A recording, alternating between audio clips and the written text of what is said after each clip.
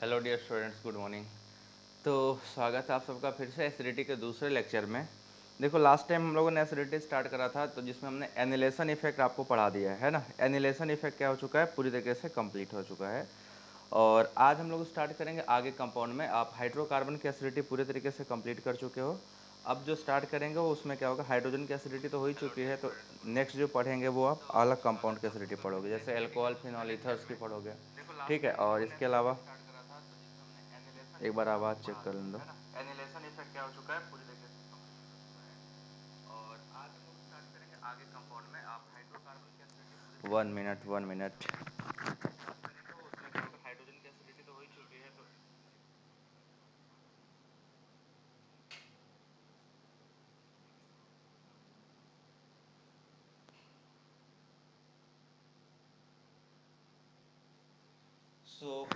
Start करते हैं acidity of hydrocarbon के बाद एसिडिटी ऑफ एल्कोहल और फिनॉल्स की। ठीक है, तो इसके बाद हम लोग एल्कोहल फिनॉल की एसिडिटी की बात करेंगे। तो पहला हेडिंग डालिए एसिडिटी ऑफ एल्कोहल्स। ठीक है, पहले क्या पढ़ेंगे, acidity of alcohols. Acidity of alcohol कैसे स्टडी करोगे, देखो सबसे इंपॉर्टेंट बात, मैंने आपको जो कॉन्सेप्ट था सारा कॉन्सेप्ट पहले ही बता चुका हूँ। और मेन इंपॉर्टेंट पार्ट क्या होता है, किसी भी रिएक्शन का कॉन्सेप्ट होता है। ठीक है, और अगर आपको कॉन्सेप्ट बिल्टअप है, कॉन्सेप्ट में दिक्कत नहीं है, तो आप आसानी से कर ले जाओगे। तो एसिडिटी ऑफ एल्कोहल अब हम स्टार्ट करेंगे, आपको बताएंगे कैसे एल्कोहलों में एसिडिटी होती है। ठीक है, एसिडिटी ऑफ एल्कोहल्स, क्योंकि सारे एसिडिटी हमको क्या करना है, एक साथ पैकअप करना है, इसलिए हम क्या कर रहे हैं, एसिडिटी को एक साथ ही स्टडी कर रहे हैं। ठीक, तो एसिडिटी ऑफ एल्कोहल, जितने भी एल्कोहल आप जानते होंगे, सभी एल्कोहल के साथ एक कॉमन चीज़ क्या होती है कि सभी एल्कोहल में ROH बॉन्ड क्या होता है, प्रेजेंट होता है। हाइड्रोजन ऑक्सीजन OH ग्रुप पक्का प्रेजेंट होगा, है ना। तो अगर ये OH ग्रुप प्रेजेंट है तो हमने क्या देखा कि अगर ये एसिड है तो H+ आयन क्या करेगा, लूज करेगा। और अगर ये H+ आयन लूज करेगा तो हमें क्या मिलेगा, RO- प्लस क्या मिलेगा, H+ आयन मिलेगा। ठीक है ना, ये एल्कोहल होता है। और एल्कोहल का जो आयन होता है उसको हम क्या बोलते हैं, एल्कोक्साइड आयन। क्या बोला जाता है, एल्कोक्साइड आयन बोलते हैं। एल्कोहल का जो एनायन होता है that is called alkoxide ion. ठीक, एंड दिस इज एल्कोहल। अब हम देखें कि अगर हमारा एल्कोहल एसिड की तरह बिहेव करेगा, ठीक है, अगर हमारा एल्कोहल एसिड की तरह बिहेव करेगा तो एक चीज़ कन्फर्म है, उसका जो आयनाइनिक पार्ट होगा बेटा वो होगा कंजुगेट बेस। तो ये आपको किसकी तरह बिहेव कर रहा है, हमने क्या बोला, this act as an acid. तो अगर ये एसिड की तरह बिहेव करेगा then this behave as a conjugate base, conjugate base. और लास्ट टाइम मैंने आपको बताया था जब एसिडिटी पूरी कंपैरिजन कर रहे थे तो जो कॉन्सेप्ट मेन था उस कॉन्सेप्ट का पार्ट ये था कि कोई भी चीज़ एसिड होगा तो आपका एसिडिटी जो होता है this is directly proportional to, this acidity is directly proportional to stability of conjugate base, stability of conjugate base, है ना। यही तो देखा था कि स्टेबिलिटी ऑफ कंजुगेट बेस के क्या होता है, डायरेक्टली प्रोपोर्शनल होता है। और यहाँ पे अपना कंजुगेट बेस क्या है, एल्कोक्साइड आयन। अब इसी में ध्यान से समझना है कि स्टेबिलिटी कैसे बढ़ेगी और कैसे स्टेबिलिटी घटेगी। अगर ये कॉन्सेप्ट आ गया एल्कोक्साइड आयन के बारे में तो हम लोग आसानी से पूरा डील कर ले जाएंगे। तो चलिए देखिएगा स्टेबिलिटी कैसे डिपेंड करती है एल्कोक्साइड आयन की। अब यहाँ देखो, नेक्स्ट स्लाइड में चलते हैं। हम एल्कोक्साइड आयन में जो देखें, कोई भी एल्कोहल अगर बेटा लोगे तो हर एल्कोहल में क्या चीज़ दिखाई देगा कि एल्कोक्साइड आयन O- तो बनेगा ही बनेगा, है ना। O- तो बनेगा ही बनेगा, उसके साथ जो उसका ग्रुप लगा हुआ है दैट ग्रुप इज R, है ना। अब ये R पे पूरा रिएक्शन क्या होगा, डिपेंडेंट हो जाएगा कि कौन सा एसिड ज़्यादा होगा कौन सा एसिड कम होगा। तो सबसे पहले देखो कि जो एल्कोक्साइड आयन है, ये एल्कोक्साइड आयन क्या है, एनायन है। कैसा है, एनायन। दूसरा, अगर कोई एनायन होता है तो वो कैसा होता है, इलेक्ट्रॉन रिच। वो कैसा होता है, इलेक्ट्रॉन रिच होता है। तीसरा इंपॉर्टेंट बात, जो इलेक्ट्रॉन रिच होते हैं उनमें इलेक्ट्रॉन डेंसिटी क्या होती है, हाई होती है। और अगर किसी स्पीसीज में इलेक्ट्रॉन डेंसिटी हाई है तो उसकी इलेक्ट्रॉन डेंसिटी हमें क्या करनी पड़ती है, डिक्रीज करनी पड़ती है ना। अगर इलेक्ट्रॉन डेंसिटी हाई है तो स्टेबिलिटी क्या होती है, लो होती है ना। This is less stable, this is less stable.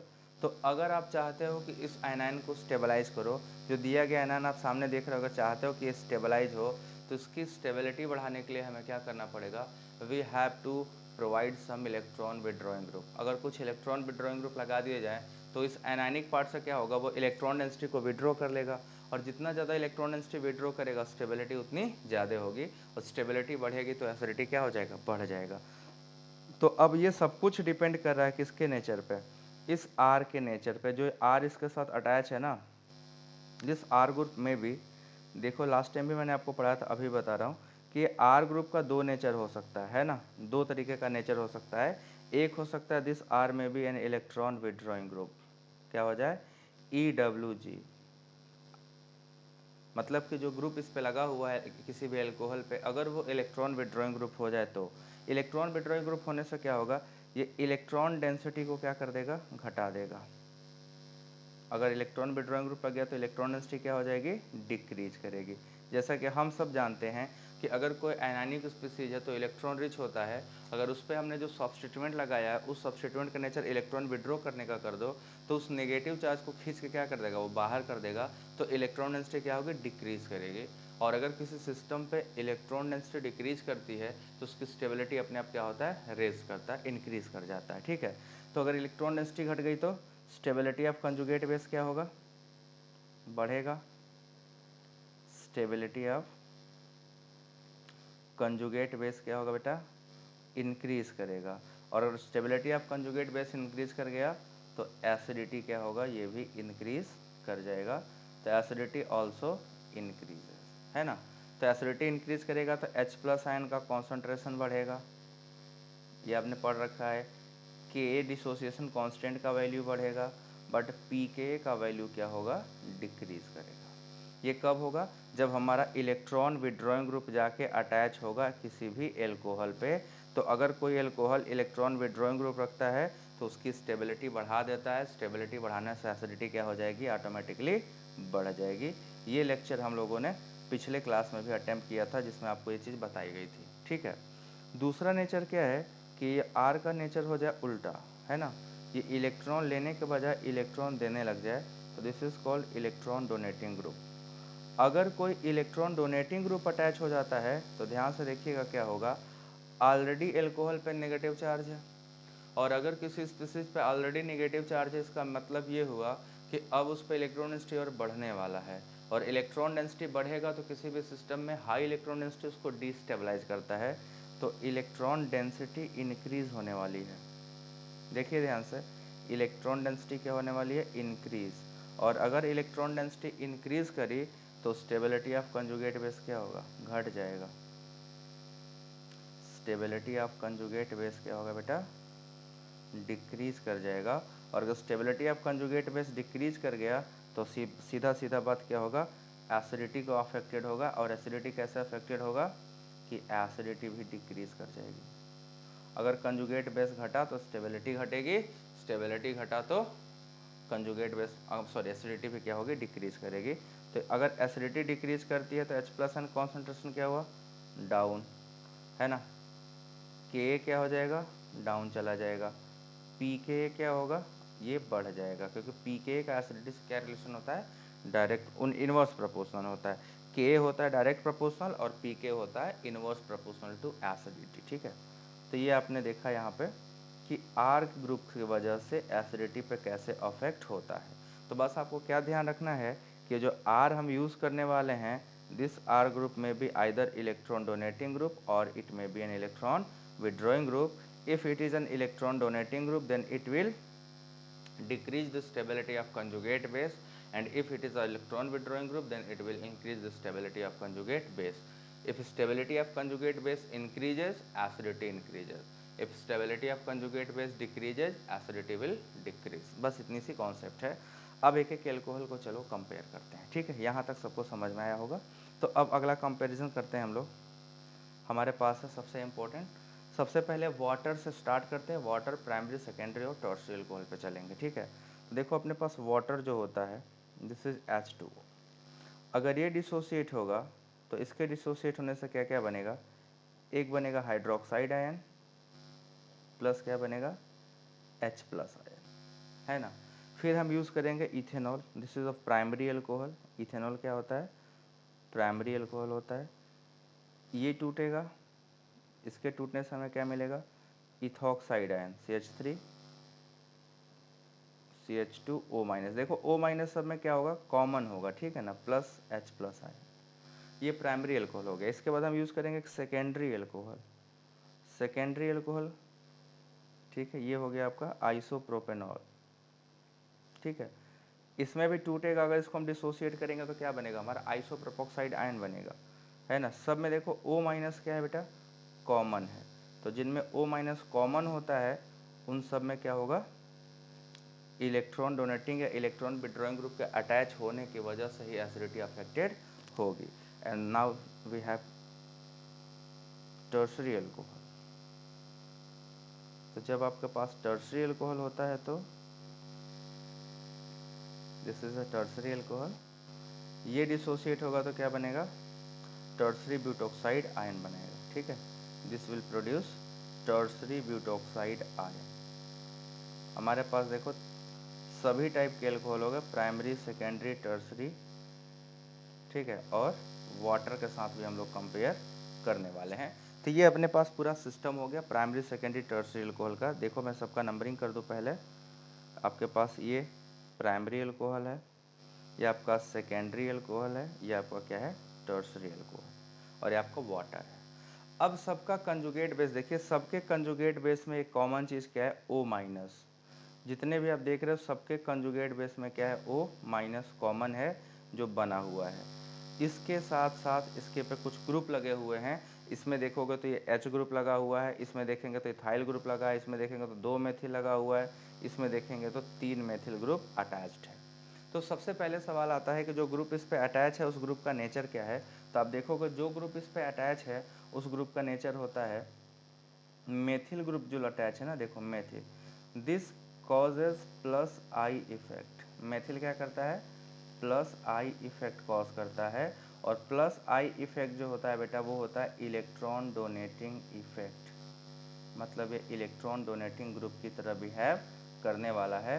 तो अगर इलेक्ट्रॉन डोनेटिंग ग्रुप है तो यहाँ पे साफ साफ क्या पता चला कि due to the presence of methyl group electron density बढ़ने वाली है, क्योंकि क्या है, इलेक्ट्रॉन डोनेटिंग इफेक्ट प्रोड्यूस करता है। इसका मतलब क्या होगा कि ये कंजुगेट बेस की स्टेबिलिटी डिक्रीज होने वाली है। कंजुगेट बेस की स्टेबिलिटी डिक्रीज होने वाली है, घटने वाली है ना। तो एसिडिटी भी यहाँ पे क्या होने वाला है, डिक्रीज होने वाला है। Acidity also going to down, है ना। अब देखो पहले वाले में केस में देखें, अगर वाटर वाले में तो सिर्फ एक हाइड्रोजन है जिसका इफेक्ट 0 होता है, ना इलेक्ट्रॉन देता है ना इलेक्ट्रॉन लेता है, तो इसको कोई इफेक्ट नहीं पड़ेगा, ना स्टेबलाइज होगा ना डिस्टेबलाइज। बट दूसरे में बेटा जो मेथिल लगा है, this causes plus I effect. तो प्लस आई इफेक्ट होने की वजह से क्या होगा, स्टेबिलिटी घटेगी, डिक्रीज करेगी। इसमें कितने प्लस आई लग गए, 2 प्लस आई। 2 लोग इलेक्ट्रॉन देने वाले हैं तो ज़्यादा इलेक्ट्रॉन प्रोवाइड करेंगे तो स्टेबिलिटी और घटेगी। और इस केस में आइएगा तो 3 इलेक्ट्रॉन डोनेटिंग ग्रुप है, और 3 इलेक्ट्रॉन डोनेटिंग ग्रुप की वजह से स्टेबिलिटी बहुत ही ज़्यादा घट जाएगी। तो अगर स्टेबिलिटी बहुत ज़्यादा घट जाएगी तो क्या हो जाएगा, वहाँ पे एसिडिटी बहुत ज़्यादा घट जाएगी। तो टर्शरी अल्कोहल का कंजुगेट बेस क्या है, लीस्ट स्टेबल है। कैसा है, लीस्ट स्टेबल है। और हाइड्रोक्साइड आयन का अगर कंजुगेट बेस देखें तो क्या दिख रहा है आपको, ये मोस्ट स्टेबल दिख रहा होगा, this is most stable one. तो जो मोस्ट स्टेबल होगा वो क्या होगा, मोस्ट एसिडिक, और जो लीस्ट स्टेबल होगा वो क्या होगा, least acidic. This will be least acidic. Concept समझ में आया। और जो मोस्ट स्टेबल है वो क्या हो जाएगा, most acidic. Very simple, most acidic. तो दिस इज द कॉन्सेप्ट जो हमें यहाँ पे ध्यान से देखना था कि डोनेटिंग ग्रुप और विड्रॉइंग ग्रुप के होने की वजह से कैसे अफेक्टेड होती है। तो आपने यहाँ पे देखा, मैंने आपको यही चीज़ समझाया कि कैसे इलेक्ट्रोनेसिटी घटती है, कैसे इलेक्ट्रोनेसिटी बढ़ती है, ठीक है। क्लियर है सबको, और कुछ इसमें कोई दिक्कत नहीं है। तो अगर हम एसिडिटी का ऑर्डर लगाए, यहाँ पे ट्रेंड क्या फॉलो करेगा, तो ध्यान से देखो, एसिडिटी जो ट्रेंड फॉलो करने वाला है, एसिडिटी सबसे ज़्यादा वाटर एसिडिक हो गया, देन आपका एसिडिक हो गया प्राइमरी एल्कोहल, देन आपका एसिडिक हो गया सेकेंडरी एल्कोहल, सबसे कम जो एसिडिक होगा वो कौन होगा, टर्शरी एल्कोहल होगा। This is the order which is going to follow in alcohol. ठीक है, ये आपका ऑर्डर होगा एल्कोहल के लिए। ठीक है, अब क्वेश्चंस करेंगे, डिफरेंट टाइप के वेरियस टाइप के क्वेश्चन करेंगे कि अल्कोहल की एसिडिटी कैसे अफेक्ट होती है, और क्वेश्चन के साथ समझेंगे कि कौन से ग्रुप के इफेक्ट से कैसे एसिडिटी कितना ज़्यादा चेंज हो जाता है। तो चलिए क्वेश्चन करते हैं कि क्वेश्चन ऑन एसिडिटी। तो सबसे पहले आपको अरेंज करना है क्वेश्चन में, arrange following alcohols, arrange following alcohols in their decreasing, ये आपका डिक्रीजिंग हो, जो एरो जिसका मुंडी नीचे होगा जिस एरो का, उसका मतलब होता है डिक्रीजिंग ऑर्डर ऑफ एसिडिटी। ठीक है, इनके एसिडिटी के डिक्रीजिंग ऑर्डर में आपको अरेंज करना है। ठीक, सबसे पहले ए, इनमें 4 कंपाउंड आपको मैं दूंगा, उन चारों कंपाउंड को आपको डिक्रीजिंग ऑर्डर ऑफ एसिडिटी में क्या करना है, अरेंज करके हमको देना है। तो आपके सामने देखिए 4 एल्कोहल्स हैं। This is first one, attach with an halogen, ये आपका सेकेंड हो गया जो एक मेथिल के साथ अटैच है, ये तीसरा हो गया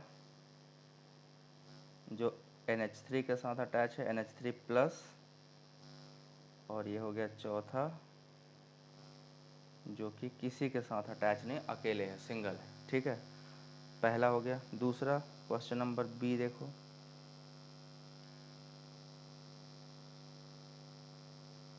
ये हो गया आपका OH, दूसरा आपका हो गया OH, यहाँ भी है but this is attach with an vinylic group, तीसरा OH, this is also attach with an vinylic group, allylic group के साथ ही अटैच है। ठीक है, और चौथा एल्कोहल आपका हो गया जो किसी के साथ अटैच नहीं है। ठीक, तो this is the alcohol which is given in front of you. इसको आपको ऑर्डर लगा के बताना है कि ऑर्डर क्या होगा, कैसे ऑर्डर फॉलो करेगा, एसिडिटी का ट्रेंड क्या होगा, आपको बस इतना बताना है। ठीक है, तो इन दोनों क्वेश्चन को आपको करना है, दोनों करके मेरे को आंसर बताइए।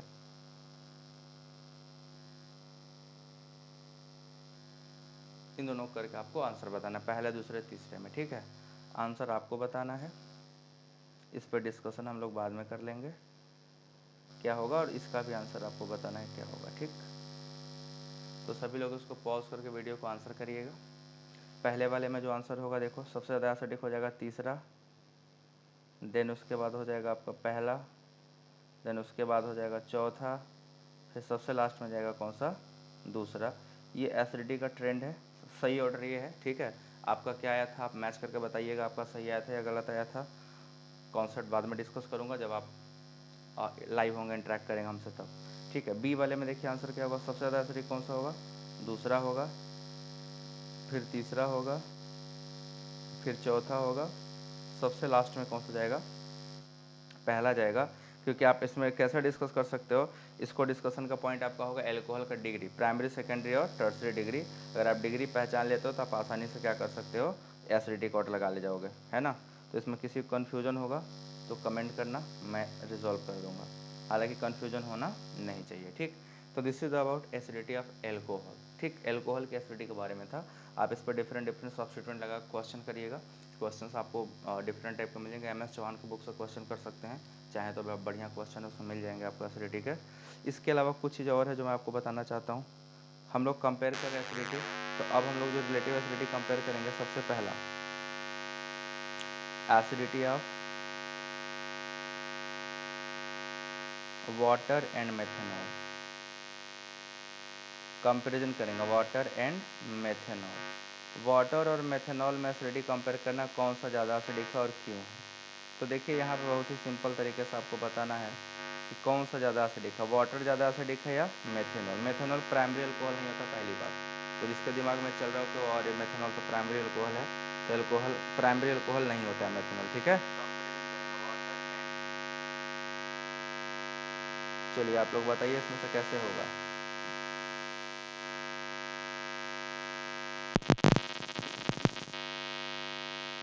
Acidity of water and methanol में अगर आपसे पूछा जाए कौन सा ज़्यादा एसिडिक है, देन आप किसको बताओगे कौन सा ज़्यादा एसिडिक है?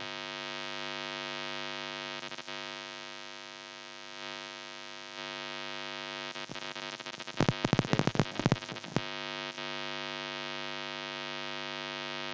कोई बता सकते हैं, कंपेयर अगर करना हो कि एसिडिटी ऑफ वाटर और मेथनॉल में कौन ज़्यादा एसिडिक है, तो आप किसको ज़्यादा एसिडिक बताने वाले हो?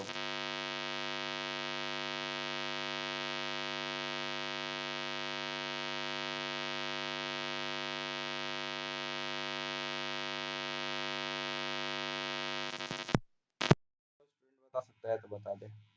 ठीक है, वाटर और मेथनॉल में कौन सा ज़्यादा एसिडिक होता है और क्यों होता है? ठीक है, तो मुझे लगता है आप लोगों को इसका आंसर पता भी होगा और शायद कुछ लोग बता भी ले जाएंगे। Methanol is more acidic then alcohol.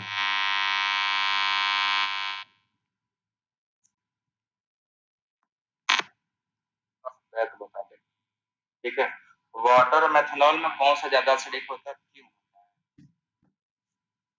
Water और मेथनॉल में एसिडिटी बताया जा सकता है भाई, कोई बता सकता है क्या? देखो, water methanol, methanol is more acidic. ठीक है, मेथनॉल क्या होता है, ज्यादा एसिडिक होता है किससे? वाटर से। Methanol is more acidic then water. ठीक है,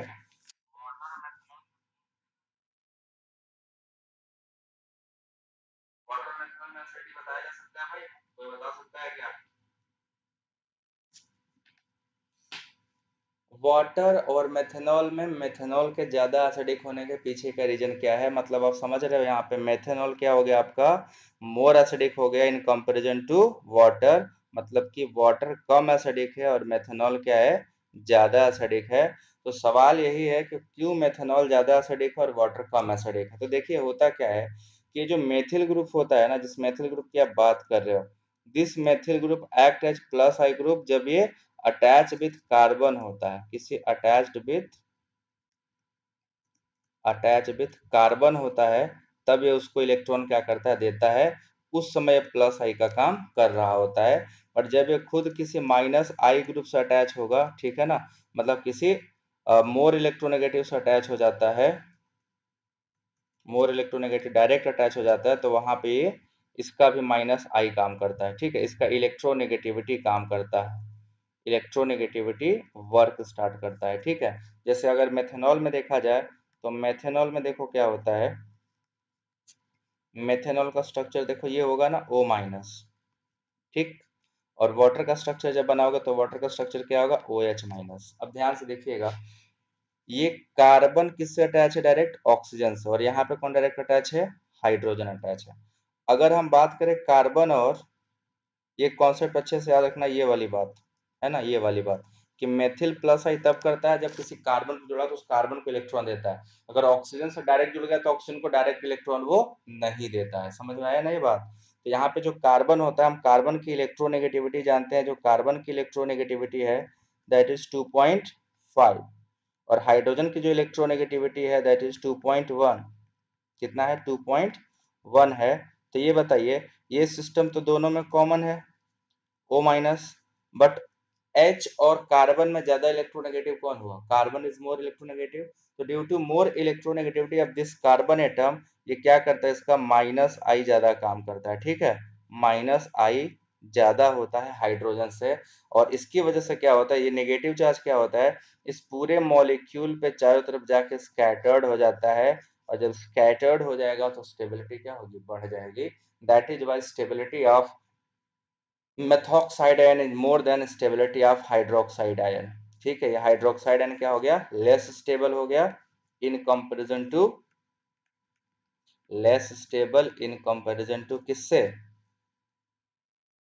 मिथॉक्साइड आयन से, है ना, मिथॉक्साइड आयन से, दिस इज मेथॉक्साइड आयन। तो मेथॉक्साइड आयन क्या हो गया, मोर स्टेबल। तो ये देखो कितना आसान था, है ना, इथोक्साइड और मेथोक्साइड क्या हो गया, मोर स्टेबल हो गया, और आपका जो हाइड्रोक्साइड है वो क्या हो गया, लेस स्टेबल। तो एसिडिटी कंपेयर हो गई, सबको समझ में एसिडिटी, किसी को डाउट नहीं ना है? तो ये इजी हो जाता है जब थोड़ा सा हम इसको इलेक्ट्रोनेगेटिविटी का कॉन्सेप्ट लेके चलते हैं तब। तो मेथॉक्साइड आयन क्या हो गया, ठीक है, थोड़ा साउंड का इशू आ रहा था तो मैंने उसी को चेक करा, अब सही है, ठीक। इतना सबको क्लियर है। अब आगे देखो नेक्स्ट। अब हम लोग करेंगे, ये एल्कोहल की एसिडिटी हो गई, ठीक है ना, सारे एल्कोहल की एसिडिटी पढ़ा। अब acidity of phenol, acidity of phenols. तो एसिडिटी ऑफ फिनॉल कैसे काम करता है।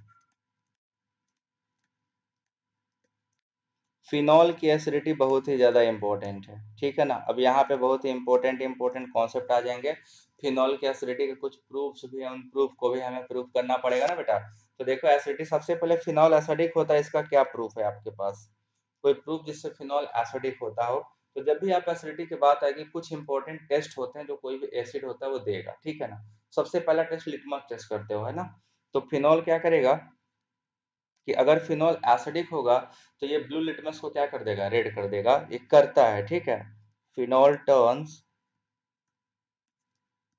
Phenol phenol turns blue litmus into red. ये ब्लू लिटमस को किस में कर देता है, रेड लिटमस में टर्न कर देता है।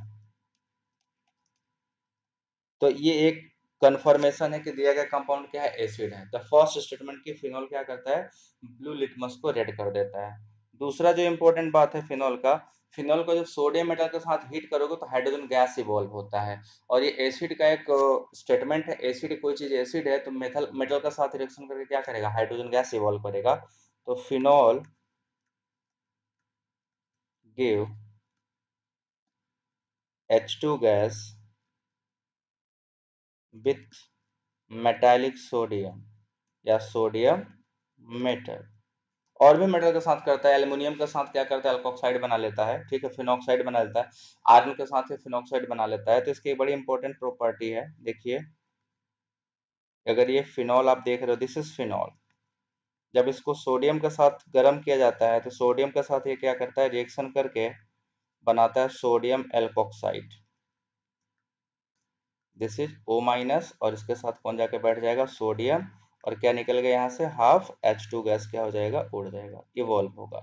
And this is called sodium alkoxide, sodium alkoxide. ये दूसरा कंफर्मेशन ये भी है कि अगर कोई एसिड होता है तो तुरंत ही क्या करता है, वो सॉल्ट बना लेता है और हाइड्रोजन गैस देता है किसी मेटालिक के साथ, ठीक है, मेटल्स के साथ। तीसरा जो स्टेटमेंट है इसका, थर्ड स्टेटमेंट, की अगर कोई एसिड होता है बेटा तो सॉल्ट बेस के साथ रिएक्शन करके क्या बनाता है, सॉल्ट प्लस वाटर। तो phenol react with base and form salt and water, react with base and form salt plus water। तो ये भी एक इंपॉर्टेंट स्टेटमेंट हो गया। हम सबको पता है अगर कोई चीज एसिड है तो बेस के साथ रिएक्शन कराओगे तो क्या बनाता है, सॉल्ट और वाटर ही बनाता है। तो फिनॉल का रिएक्शन NaOH के साथ करा दो, ठीक है, फिनॉल का रिएक्शन किससे करा दिया जाए, NaOH से। तो अगर फिनॉल NaOH से रिएक्शन करेगा तो क्या बना लेगा, फिर से बनाएगा ये सोडियम फिनॉक्साइड। फिनॉल में फिनॉक्साइड लिखा जाता है, एल्कोक्साइड नहीं, उसको सही कर लेते हैं हम लोग। This is called sodium phenoxide plus क्या बना लेगा, H2O, है ना। तो this is sodium phenoxide not alkoxide, इसको थोड़ा सही कर लो।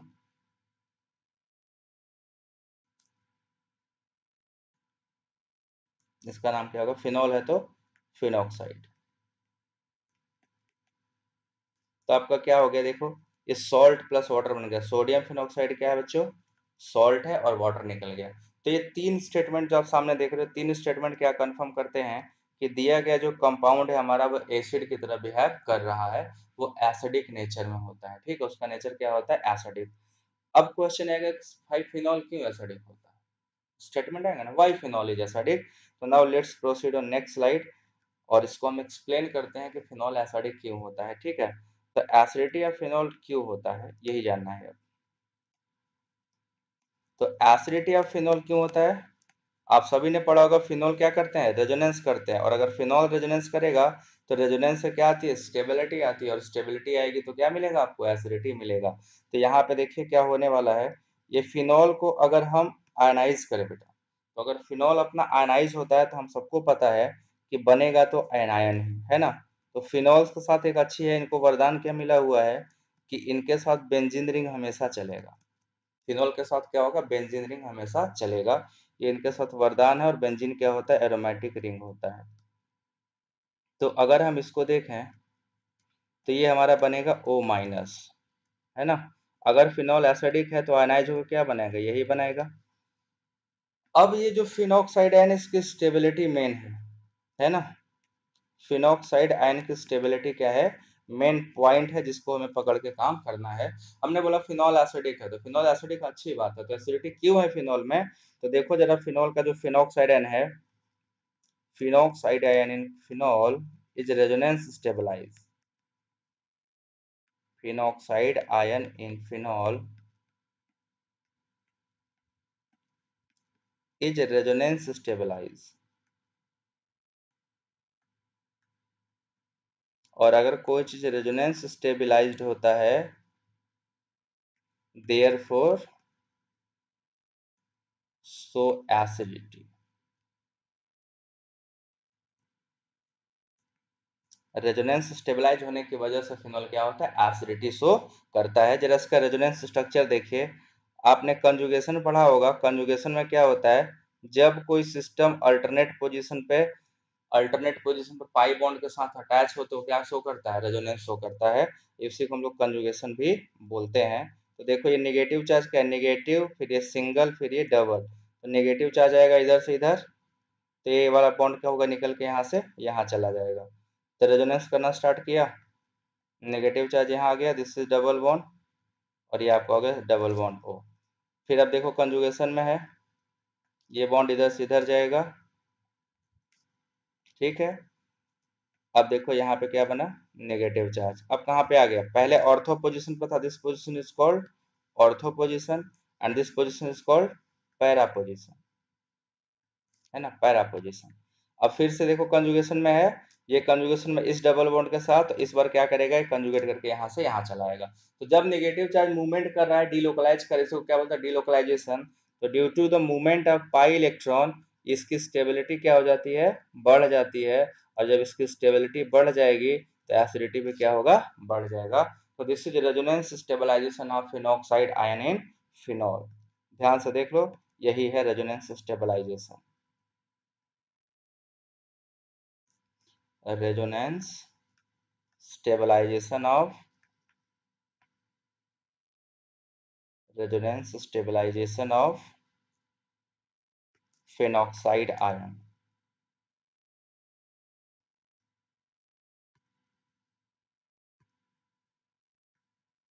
phenoxide ion, okay. तो ये आपने देखा सामने कि जो आपको सामने दिख रहा है स्ट्रक्चर हो क्या है, फिनॉल का रेजोनेंस स्टेबलाइजेशन हुआ है। आपका फिनॉल क्या हो चुका है, फिनॉक्साइड आयन बनाया था वो क्या हो चुका है, कंप्लीटली रेजोनेंस स्टेबलाइज है, इसीलिए इसकी एसिडिटी होती है, ठीक है। तो अब आपका एल्कोहल और फिनॉल में अगर पूछा जाए, अल्कोहल फिनॉल में ज्यादा एसिडिक कौन है, तो हमेशा alcohol are more acidic than phenol. ऐसा क्यों, बिकॉज एल्कोहल्स में कभी रेजोनेंस नहीं होगा, उनकी स्टेबिलिटी क्या होती है, लोअर होती है। और फिनॉल में हमेशा क्या हो जाएगा, स्टेबिलिटी हाई हो जाएगा, इसलिए इनकी एसिडिटी क्या होगी, ज्यादा होगी। तो आप समझ लीजिएगा कि acidity of phenol is always greater than alcohol. अब पढ़ना है इंपॉर्टेंट टॉपिक कि एसिडिटी ऑफ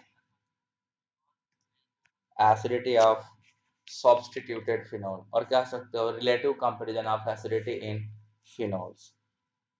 चलिए स्टार्ट करते हैं। Relative comparison of acidity of phenols.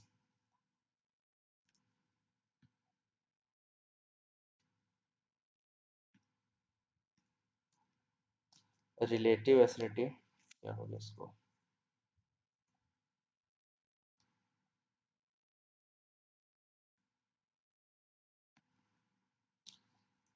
Relative acidity of substituted phenols। substituted phenols। अब देखो ये आपको सबसे इंपॉर्टेंट चीज यहीं पे देखना है कि रिलेटिव स्टेबिलिटी हम लोग कंपेयर करने वाले हैं, ठीक है। हम एसिडिटी क्या करते हैं, बस कंपेयर कर सकते हैं एक दूसरे से, कौन ज्यादा एसिडिक कौन कम एसिडिक। हम बस कंपैरिजन करने वाले हैं कि रिलेटिव एसिडिटी किसकी हाई है किसकी क्या है लो है। तो आप देखिएगा इसमें एसिडिटी जो होता है कैसे बिहेव करता है। तो अगर हम फिनॉल के बारे में अभी अभी आपने देखा कि फिनॉल से बनता है फिनॉक्साइड आयन, है ना। क्या बनता है, फिनॉक्साइड आयन बनता है। तो जरा इसके बारे में बात कर ले, कौन कौन से फैक्टर है जो फिनॉक्साइड आयन को स्टेबलाइज या डिस्टेबलाइज कर सकते हैं, है ना। फिनॉल का ये पोजीशन होता है ortho, this position is called Meta, and this position is called para. तो ये आपका आर्थो, मेटा और पैरा तीन पोजीशन होता है। हमने अभी देखा कि जब फिनॉक्साइड एंड रेजोनेंस कर रहा था तो यहाँ पे क्या हुआ था कि ड्यूरिंग रेजोनेंस जो निगेटिव चार्ज था वो कहाँ पहुंच रहा था, ऑर्थो और पैरा पे।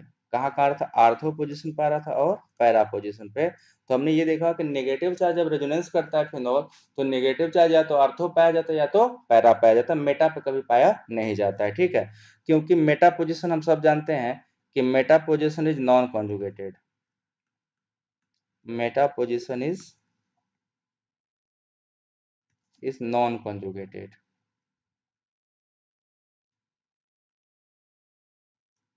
तो अगर मेटा पोजीशन आपका नॉन कॉन्जुगेटेड होता है तो वहां कभी रेजोनेंस नहीं होगा, जबकि ऑर्थो पैरा पोजीशन क्या होते हैं, कंजुगेटेड होते हैं। तो अब एक चीज समझ में आ गया कि ऑर्थो पैरा पोजीशन पे क्योंकि कंजुगेशन है तो यहाँ पर नेगेटिव चार्ज आएगा, यहीं से नेगेटिव चार्ज जाएगा। और अगर कोई पोजीशन कंजुगेटेड नहीं है तो नेगेटिव चार्ज कभी भी उस पोजीशन पे रेजोनेंस नहीं कर सकता, उस पोजीशन से कभी भी मूवमेंट नहीं करेगा, उस जगह को कभी पहुंचता ही नहीं, नेगेटिव कभी मेटा पोजीशन पे पहुंचेगा नहीं, नहीं पहुंचेगा तो उसको निकाला भी बाहर नहीं जा सकता, और जब निकाल नहीं पाओगे तो स्टेबिलिटी बढ़ा भी नहीं पाओगे। तो अगर हम ऑर्थो मेटा पैरा पोजीशन जो देख रहे हैं इन पोजीशंस पे सब्स्टिट्यूएंट लगा दें, है ना। जो आप आर्थो मेटा और पैरा पोजीशन अभी देख रहे हो बेटा, अगर इन पोजीशंस पे हम क्या कर दे, इन पोजीशन पे हम लोग, हेलो दीक्षा, अभी बता दूंगा क्लासेस कब चलता है यश पांडे, ठीक है। अभी मैं क्लास ले लूँ फिर बताता हूँ। तो आपने देखा कि इसमें ऑर्थो पैरा और मेटा पोजीशन तीन टाइप के पोजीशंस थे। इन तीन टाइप के पोजीशंस में आपको क्या दिखाई दे रहा होगा कि दो पोजीशन तो कंजुगेटेड है बट तीसरा पोजीशन कंजुगेटेड नहीं होता है। तो जो पोजीशन कंजुगेटेड नहीं होता है उस केस में क्या होता है, रेजोनेंस भी नहीं हो पाएगा, और जो पोजीशन कंजुगेटेड होता है उस पोजीशन में रेजोनेंस हो जाएगा। तो हमने देखा कि फिनॉल के तीन पोजीशन है, तीनों में से क्या दो पोजीशन तो कंजुगेशन करते हैं बट तीसरा पोजीशन कंजुगेशन नहीं करता है। अब अगर हम इसी फिनॉल पे सब्स्टिट्यूएंट लगा दें, है ना, देखो मैंने क्या करा, इस पर कोई ग्रुप लगा दिया, ये आपका फिनॉल है, ये क्या है आपका फिनॉल है, और इस फिनॉल के हमने क्या कर दिया, अभी स्पेसिफिक ग्रुप नहीं लगाया है, हमने एक ग्रुप जी लगा दिया, ठीक। और ये आपका क्या होगा, फिनॉल, जो कि कन्वर्ट हो जाएगा किसमें, फिनॉक्साइड आयन। अब देखो ये जी का जो नेचर है हम सब जानते हैं कि दिस जी में भी ऑल्सो टू टाइप, है ना। तो जी अगर इलेक्ट्रॉन डोनेटिंग ग्रुप हुआ, जी बराबर इलेक्ट्रॉन डोनेटिंग ग्रुप हुआ, तो हमको क्या पता है कि इलेक्ट्रॉन डोनेटिंग ग्रुप होने की वजह से हमें क्या समझ में आएगा कि स्टेबिलिटी ऑफ, यहाँ पे इलेक्ट्रॉन डेंसिटी क्या होगी, डिक्रीज करेगी, करेगी ना, इलेक्ट्रॉन डेंसिटी डिक्रीज करेगी। और किसी सिस्टम अगर इलेक्ट्रॉन डेंसिटी डिक्रीज करता है तो स्टेबिलिटी क्या होती है, इंक्रीज करती है ना। आपको पढ़ा चुका हूँ, स्टेबिलिटी क्या होगी, इंक्रीज करेगी। स्टेबिलिटी इंक्रीज करेगा तो एसिडिटी ऑटोमेटिकली, उल्टा लिख दिया सॉरी, ये इलेक्ट्रॉन डोनेटिंग नहीं, इलेक्ट्रॉन विड्रॉइंग ग्रुप में होता है, ये इलेक्ट्रॉन विड्रॉइंग ग्रुप है, ठीक है। तो अगर इलेक्ट्रॉन विड्रॉइंग ग्रुप है तो इलेक्ट्रॉनिसिटी घटेगी, स्टेबिलिटी बढ़ेगी, तो एसिडिटी क्या होगा, एसिडिटी विल आल्सो इंक्रीज। तो फिनॉल की एसिडिटी अगर ये जी क्या हो जाए, कोई इलेक्ट्रॉन विड्रॉइंग ग्रुप हो जाए तो एसिडिटी क्या करेगा, बढ़ा देगा, ठीक है। और यही अगर आपका जो इलेक्ट्रॉन विड्रॉइंग ग्रुप की जगह हम इलेक्ट्रॉन डोनेटिंग ग्रुप ले लेते हैं, तो इलेक्ट्रॉन डोनेटिंग ग्रुप का केस क्या होता है, जैसा कि हम सब जानते हैं कि ये इलेक्ट्रॉन डेंसिटी को बढ़ा देता है ना। तो इलेक्ट्रॉन डेंसिटी क्या होगी, इसमें इंक्रीज कर जाएगी। तो अगर इलेक्ट्रॉन डेंसिटी इंक्रीज कर गई तो स्टेबिलिटी क्या होगी, स्टेबिलिटी क्या होगी, डिक्रीज करेगी, है ना, स्टेबिलिटी डिक्रीज। और स्टेबिलिटी डिक्रीज कर गई तो एसिडिटी पे क्या होगा, डिक्रीज करेगा। दिस इज क्लियर टू, ठीक है, ये आपका हो गया जी का। अब ये भी ध्यान रखना कि जी कहाँ लगा है, आर्थो पे लगा है, मेटा पे लगा है या पैरा पे।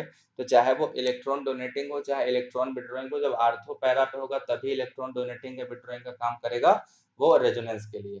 बट अगर मेटा पे हो तो सिर्फ इंडक्टिव काम करता है। तो ये स्टेटमेंट भी मैं यहाँ नोट कर दे रहा हूँ कि अगर कोई ग्रुप है ना ऑर्थो पैरा पे प्रेजेंट है,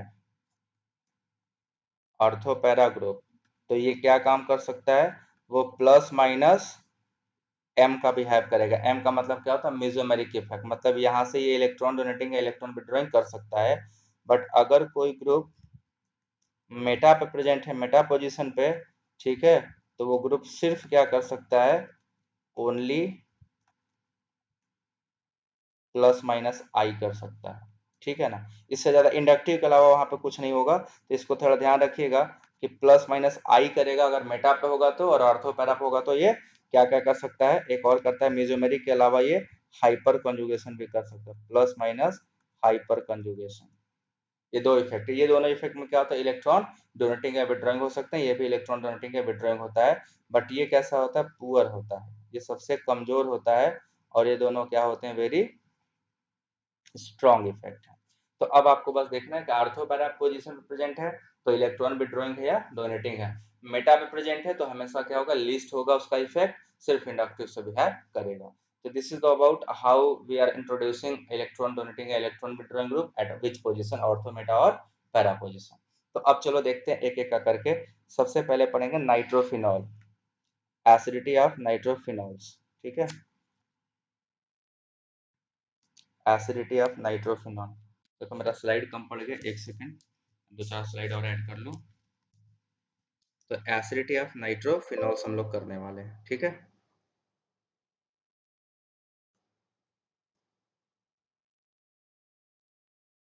एसिडिटी ऑफ नाइट्रोफिनॉल्स।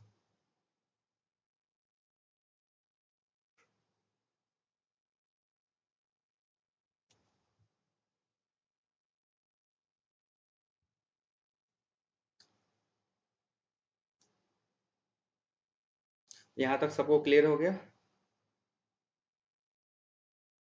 किसी कोई दिक्कत?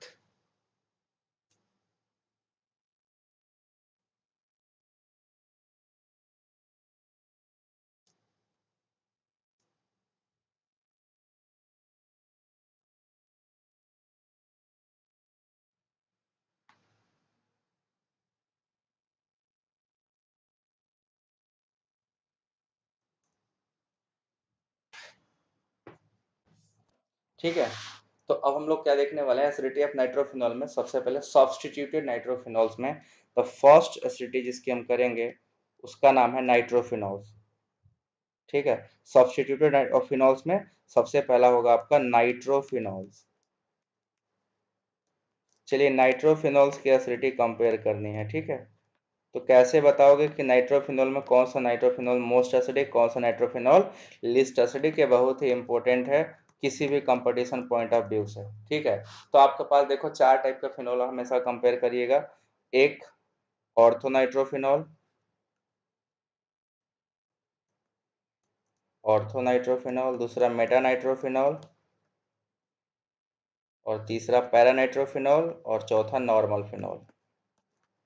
This is meta nitrophenol. तीसरा जो फिनॉल हम देखेंगे दैट इज पैरानाइट्रोफिनॉल। और सबसे आखिरी वाले में कोई सब्स्टिट्यूशन नहीं लगाएंगे, हम बस क्या करेंगे, नॉर्मल फिनॉल उठा के रख देंगे। ठीक है, ये आपके सामने सबसे पहला है नाइट्रोफिनॉल्स में। तो ए, इसको आपको कंपेयर करके मुझे बताना एसिडिटी का ट्रेंड क्या होगा, which one is more acidic and which one is less acidic. ठीक है, तो अब देखो इसमें सबसे मजेदार चीज कहाँ पे है, कुछ कॉन्सेप्ट हैं कुछ एक्सेप्शंस हैं, दोनों को लेके इसमें हमें चलना है। तो चलिए जितने लोग लाइव हो उसमें से कोई बता सकता है कि नाइट्रोफिनॉल में एसिडिटी का ट्रेंड क्या होता है। ठीक है, इसको 1 2 3 4 कर लो। ठीक है, ये 1 हो गया, ये 2 हो गया, ये 3 हो गया और ये 4। तो इनमें एसिडिटी का ऑर्डर क्या होगा, मोस्ट एसिडिक कौन होगा, लीस्ट एसिडिक कौन होगा, कोई बता दे। देखो इसमें मोस्ट एसिडिक होता है तीसरा, फिर होता है पहला, फिर होता है दूसरा, फिर होता है चौथा। ये एसिडिटी का ट्रेंड होता है, ये आपका एसिडिटी का ट्रेंड होता है नाइट्रोफिनॉल में। अब सवाल ये है कि अरे अरे ऐसे कैसे, तो सबसे पहले ध्यान रखना होता है जो आपको सबसे इंपॉर्टेंट बात, वो है नाइट्रो ग्रुप का इफेक्ट। नाइट्रो ग्रुप जो होता है स्ट्रॉन्ग माइनस एम, मतलब इलेक्ट्रॉन विड्रॉइंग इफेक्ट है ना, स्ट्रॉन्ग माइनस एम और स्ट्रॉन्ग माइनस आई दोनों काम करता है, स्ट्रॉन्ग माइनस एम और माइनस आई दोनों इफेक्ट करता है। बट जब माइनस एम और माइनस आई होगा तो हमेशा एम डोमिनेट करता है आई के ऊपर, तो हमेशा inductive is poor effect and mesomeric is stronger effect. तो आप देखो ना, आपने बताया कि मेटा पर रहेगा तो कभी भी क्या काम करेगा, केवल इंडक्टिव काम करेगा। आर्थो पर रहेगा तो माइनस एम भी काम करेगा और माइनस आई भी काम करेगा। बट मेटा पर गया तो ओनली माइनस आई काम करेगा, आपका माइनस एम काम नहीं करेगा। फिर पैरा पर गया तो माइनस एम काम करेगा और माइनस आई दोनों काम करेगा, ठीक है। तो आप देखो दो इफेक्ट आर्थो और पैरा में क्या है, दो दो इफेक्ट लग रहे हैं ना, दोनों इलेक्ट्रॉन विड्रॉइंग इफेक्ट है। तो ऑर्थो पैरा तो हमेशा ज्यादा एसिडिक होगा मेटा और नॉर्मल वाले से। नॉर्मल वाले में कोई इफेक्ट नहीं, इफेक्ट बराबर जीरो काम कर रहा है। तो अगर इफेक्ट बराबर जीरो काम करा तो लीस्ट एसिडिक हो गया। तो इसमें से अगर हम देखें तो देखो ना, आर्थो पैरा तो मोस्ट एसिडिक हो गए है ना, आर्थो पैरा क्या होंगे, ज्यादा एसिडिक हो जाएंगे इन कंपेरिजन टू मेटा और हाइड्रोजन वाले से। ये वाला आपका एक ट्रेंड आ जाएगा। बट अभी हमें कंपेयर करना होगा कि आर्थो पैरा में ज्यादा एसिडिक कौन है ना, आर्थो पैरा में कंपेयर करना है। यहीं पे एक्सेप्शन है, देखो मेसोमेरिक इफेक्ट जो होता है जो माइनस एम है, ठीक है, ये डिस्टेंस इंडिपेंडेंट होता है। क्या होता है, डिस्टेंस इंडिपेंडेंट। डिस्टेंस इंडिपेंडेंट होने का मतलब क्या हो गया कि दूरी से इसको फर्क नहीं पड़ता है, ये चाहे जहां से लगे, आर्थो से लगे, मेटा से लगे, पैरा से लगे, बराबर इफेक्ट प्रोड्यूस करता है। बट जो आपका आई इफेक्ट होता है, चाहे कोई प्लस आई माइनस आई, ये डिस्टेंस डिपेंडेंट होता है ना, डिस्टेंस डिपेंडेंट होता है। तो अगर डिस्टेंस डिपेंडेंट है तो नजदीक होगा तो ज्यादा लगेगा और दूर होगा तो कम लगेगा। तो जहां पे देखो इसमें मीजोमेरिक लग रहा है, इसमें मीजोमेरिक, ये दोनों इफेक्ट तो मान लो दोनों में तो कैंसिल हो गया। बट इंडक्टिव यहाँ पे क्या होता, हाई लगता, और यहाँ पे इंडक्टिव क्या होता, कम लगता। तो उसके हिसाब से ऑर्थो को होना चाहिए था ज्यादा एसिडिक और मेटा पैरा को होना चाहिए था कम एसिडिक, ठीक है। बट यहाँ पे होता नहीं है, यहाँ पे क्या हो जाता है, पैरा ज्यादा हो जाता है because of intramolecular hydrogen bonding, ठीक है। देखो अब ऑर्थो का अगर हम स्ट्रक्चर बनाएं, ऑर्थो का अगर हम स्ट्रक्चर बनाएंगे तो ऑर्थो में क्या हो जाता है, जो नाइट्रो ग्रुप है एन डबल बॉन्ड ओ और ओ, इसका ये बॉन्ड होता है, और आपका जो फिनॉल है वो क्या होता है, ओ एच ऐसे रखता है। तो due to this ortho nitrophenol में क्या हो जाता है, इंट्रामॉलिक्यूलर हाइड्रोजन बॉन्डिंग। ये दोनों आपस में क्या करता है, इंट्रामॉलिक्यूलर हाइड्रोजन बॉन्डिंग बना लेते हैं, ठीक है। This is called intramolecular hydrogen bonding, intramolecular hydrogen bond. अब देखो भैया, अगर कोई सिस्टम इंट्रामॉलिक्यूलर हाइड्रोजन बॉन्डिंग बना लिया तो इस बॉन्ड में कुछ ना कुछ तो एनर्जी आ ही जाएगी। अब इसको तोड़ने के लिए हमें क्या करना पड़ेगा, एनर्जी देनी पड़ेगी कि नहीं देनी पड़ेगी। और अगर किसी सिस्टम को आप एनर्जी देते हो तो उसको क्या करते हो, डिस्टेबलाइज करते हो, एनर्जी टू दिस बॉन्ड को ब्रेक करोगे तभी तो एच आयनाइज होगा। अगर वो बॉन्ड, अगर ये वाला हाइड्रोजन बॉन्ड नहीं टूटेगा तो सिस्टम आयनाइज ही नहीं होगा। बट अगर ये आयनाइज नहीं हुआ, इसकी वजह से क्या होगा, एच निकलने में आसानी नहीं होगी। अगर ये कंपेरिजन हम पैरा में करें तो पैरा का हाइड्रोजन फ्री है, क्योंकि यहाँ पे नाइट्रो जो ग्रुप जो लगा हुआ है वो कोई हाइड्रोजन बॉन्ड बनाने नहीं जा रहा। तो इसका जो ओ OH है वो फ्री है, तो इसका जो के होगा आसानी से निकल जाएगा। ये आसानी से क्या करता है, आयनाइज कर लेता है अपने आप को, है ना, ये इजीली क्या होगा, अपने आप को आयनाइज कर लेगा। जबकि ऊपर वाले को आयनाइज करने के लिए थोड़ी सी डिफिकल्टी होती है। अब उसको आयनाइज करने जाओगे तो यहाँ पे एनर्जी टू आयनाइज, एनर्जी देना पड़ेगा आयनाइज करने के लिए, अदरवाइज आयनाइज नहीं होगा। तो बनेगा तो ये भी बाद में बनेगा, थोड़ा सा स्लो हो जाएगा इसका प्रोसेस बनने का, इसीलिए इसकी स्टेबिलिटी थोड़ी सी क्या होती है, कम होती है इन कंपेरिजन टू पैरानाइट्रोफिनॉल। इसीलिए आपका जो पैरानाइट्रोफिनॉल है वो क्या होता है, मोर एसिडिक होता है। Paranitrophenol is more acidic then orthonitrophenol.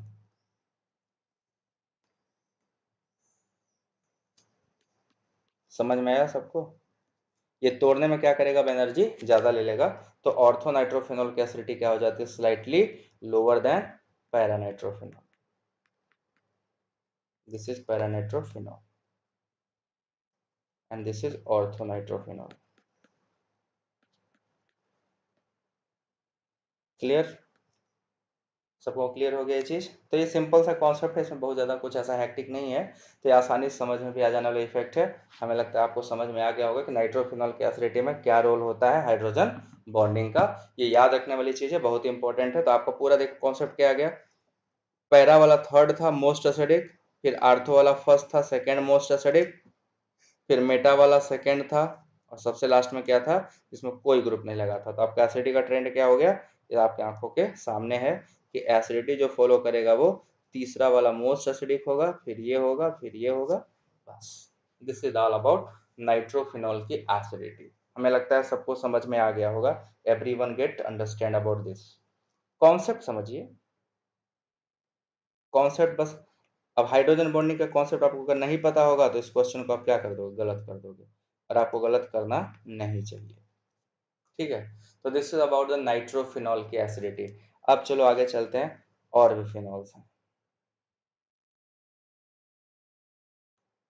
अब हम लोग बात करेंगे मेथाइल फिनॉल्स के बारे में। ठीक, इसी को हम लोग क्रिसोल्स बोलते हैं। क्या बोलते हैं? क्रिसोल के हेलो, और this is also known as methyl phenols.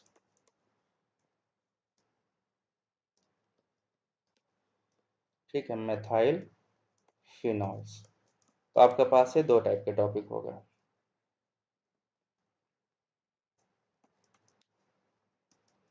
अब देखो सबसे पहले मेथिल ग्रुप के बारे में सारी कहानी आपको पता होना चाहिए कि मेथिल ग्रुप क्या काम करता है। तो मेथिल ग्रुप का दो इफेक्ट है, एक हाइपर कंजुगेशन करता है मेथिल, और दूसरा करता है प्लस आई। ठीक है, तो हाइपर कंजुगेशन एक टाइप का रेजोनेंस ही होता है, ठीक है ना।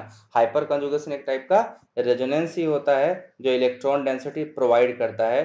तो हमेशा ये क्या होता है, इलेक्ट्रॉन डोनेटिंग ग्रुप होता है। Methyl is always electron donating group.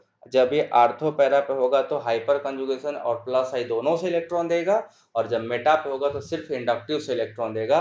मतलब अगर एक इफेक्ट इलेक्ट्रॉन देगा तो कम देगा, दोनों इफेक्ट मिल के इलेक्ट्रॉन देंगे तो बहुत ही ज्यादा इलेक्ट्रॉन डेंसिटी वो सब दे देंगे। तो अपने को बस यही देखना है कि किस पोजीशन पर होगा तो कितना इलेक्ट्रॉन डेंसिटी ये सप्लाई करता है। तो चलो जरा कंपेयर करो। चार में लिख रहा हूँ ortho Meta para methyl phenol का निकालो, या ortho cresol Meta cresol para cresol भी बोलते हैं इसको। तो इनमें एसिडिटी का ट्रेंड बताइए, most acidic, second most, third most कौन सा होगा? आर्थो मेटा और पैरा मेथाइल फिनॉल, और एक आपका नॉर्मल फिनॉल। ठीक है, ये चार है। अगर इन चारों में एसिडिटी का ट्रेंड पूछा जाए तो आपके सामने एसिडिटी का क्या ट्रेंड आता है? आप कौन सा ट्रेंड एसिडिटी का इसमें बताने वाले हो हमें? ये था आपका बी, ए हो गया बी। तो कौन सा मोस्ट एसिडिक होगा, कौन सा लीस्ट एसिडिक होगा, आपको यही बताना है। ठीक है, हमने आपको मेथिल के बारे में बता दिया। मेथिल का जो इफेक्ट है, अगर ऑर्थो पैरा होता है तो कंजुगेटेड पोजीशन है, और कंजुगेटेड पोजीशन पे इलेक्ट्रॉन डेंसिटी प्रोवाइड की जाती है या इलेक्ट्रॉन डेंसिटी निकाली जाती है। बट अगर आपका मेटा है तो वहां पे सिर्फ कंजुगेशन नहीं होता, सिर्फ इंडक्टिव से ही इलेक्ट्रॉन दिया जाता है, जो कि बहुत ही कम अमाउंट में होता है। तो पुअर इफेक्ट है इंडक्टिव, और जो कि सिर्फ काम करेगा ओनली मेटा पे होता तो इंडक्टिव काम करेगा, आर्थो पैरा पे होगा तो इलेक्ट्रॉन डोनेटिंग विड्रॉइंग मेजोमेरिक और हाइपर का भी काम करेगा। इंडक्टिव तो हमेशा परमानेंट है चाहे जहां लगा। तो इसके एसिडिटी का ट्रेंड क्या हो जाएगा, देखो इसमें जो मोस्ट एसिडिक होगा, fourth one is most acidic, then आपका आ जाएगा सेकेंड वन, देन आपका आ जाएगा थर्ड वन, सबसे खराब जो होगा एसिडिक वो फर्स्ट वन होगा। ये एसिडिटी का ऑर्डर होगा, है ना। अब एसिडिटी ऑर्डर लगाने से पहले आपका ये काम होता है कॉन्सेप्ट लगाना। मेरे को तो कॉन्सेप्ट आइडिया है तो मैंने आपको बता दिया, बट आपको है कि नहीं इसका मुझे नहीं पता। तो मेथिल कहाँ लगा है, ऑर्थो पे। तो कौन सा काम करेगा, हाइपर कंजुगेशन से भी इलेक्ट्रॉन देगा और प्लस आई से भी इलेक्ट्रॉन ये प्रोवाइड करेगा, दो दो सिस्टम से इलेक्ट्रॉन देगा। यहाँ बेटा ये मेटा पे लगा हुआ है, तो अगर मेटा पे लगा होगा तो सिर्फ कौन सा इफेक्ट काम करेगा, प्लस आई से इलेक्ट्रॉन ये दे पाएगा। और पैरा पे लगा है तो फिर से प्लस हाइपर कंजुगेशन काम करेगा और प्लस आई काम करेगा। प्लस एच लिखा गया, सॉरी, प्लस आई काम करेगा, है ना।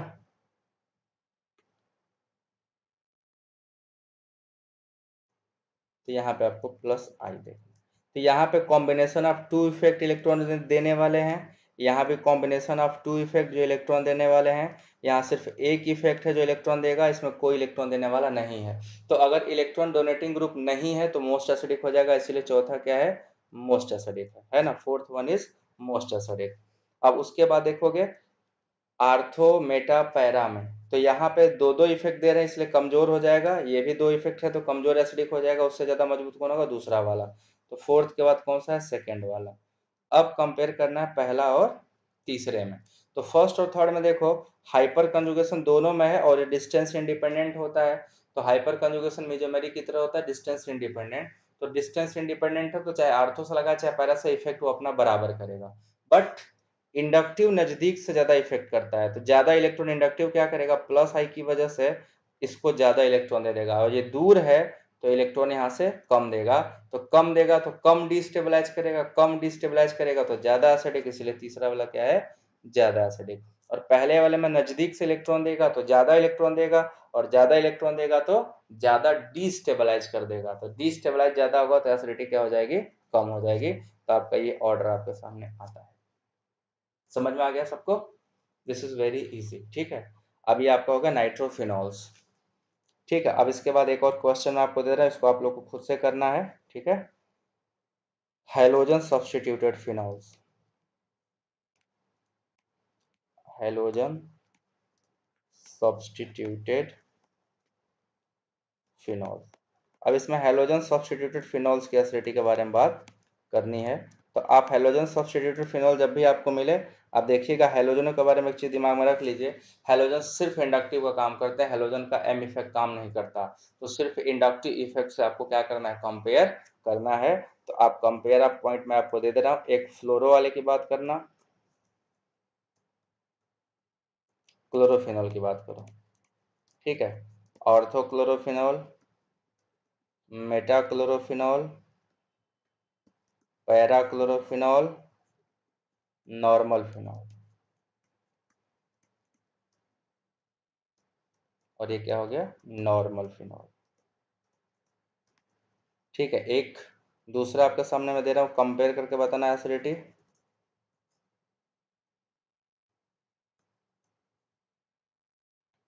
पैराक्लोरोफिनॉल एंड पैराफ्लोरोफिनॉल,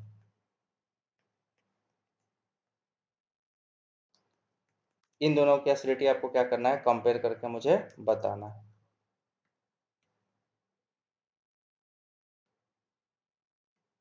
ठीक है, ये दोनों एसिडिटी आपको क्या करना है, मुझे कंपेयर करके बताना है।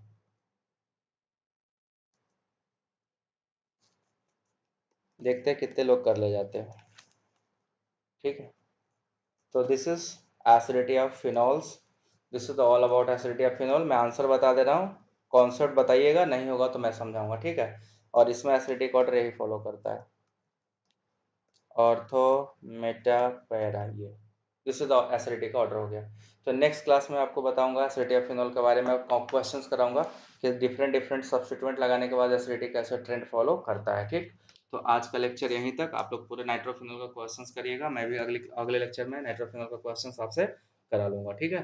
Thank you so much for watching, channel को सब्सक्राइब करिए, शेयर कर लीजिए। और क्लासेस क्योंकि कल नहीं हुई थी उसके लिए मैं आज क्लासेस को रिकवर कर रहा हूँ, ताकि जो कल छूटा था उसको आज कवर अप कर ले, ठीक। जनरली क्लासेस मैं भी कुछ अनाउंसमेंट करूंगा, अभी थोड़ा देर रुके रहिए, मैं आज ही कुछ अनाउंसमेंट करने वाला हूँ, आप देखिएगा। Thank you so much.